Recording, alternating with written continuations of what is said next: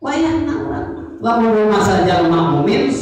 urang teh kudu seueur maca salat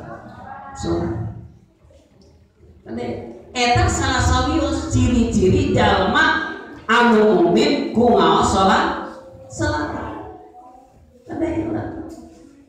tapi kadang-kadang sok aya nyata jalma ngaku nama jalma mukmin jeung muslim ngaku jalma mukmin jeung mukminat tapi kadang-kadang maca selawat bahasa bieu